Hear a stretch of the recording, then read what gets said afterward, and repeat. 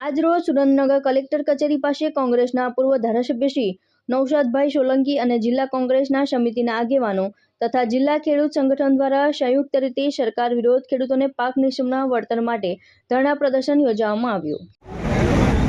સરકાર એવા વાદા કરે છે કે તમને ખેડૂતોને સબસિડીમાં ખાતર આપીશું, ભાઈ ક્યારે બધું પતી જાય ત્યારે તમે ખેડૂતોને સમગ્ર જિલ્લામાં ખેડૂતોએ હાજર આવવું જોઈએ।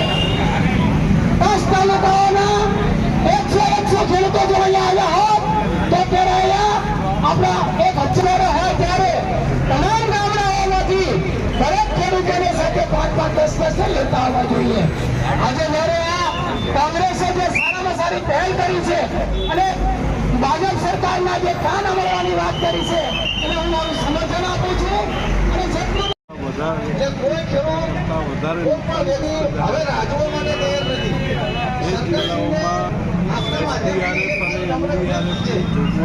આ પરિપત્રની અંદર જે 2 શબ્દો મૂકેલી છે, ફરીથી ફોર્મ ભરવું, જૂના 2024ના ફોટા મૂકવા, રિપોર્ટ માંગવો અને કપાસની પાકને છાયા આપવી, આ જે મુદ્દાઓ છે એને દૂર કરી અને તાત્કાલિક નવી સહાય રિલીઝ કરે અને જૂનો જે પરિપત્ર હતો એ પરિપત્રના આધારે સહાય મળે।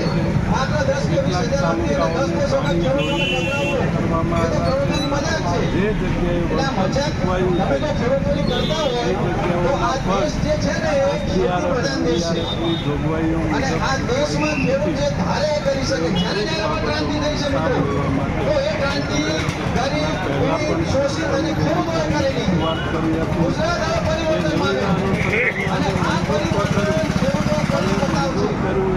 સમજો ને તમે બધા, આ પરિવર્તન ખેડૂતો કરશે અને ગુજરાત આ પરિવર્તન માંગે છે। હવે ખેડૂતો ક્યાંય ભીખ નહીં માંગે, ક્યાંય કોઈની સામે નહીં નમે, કે ક્યાંય તડકો છાંયો બેઠવા નહીં જાય।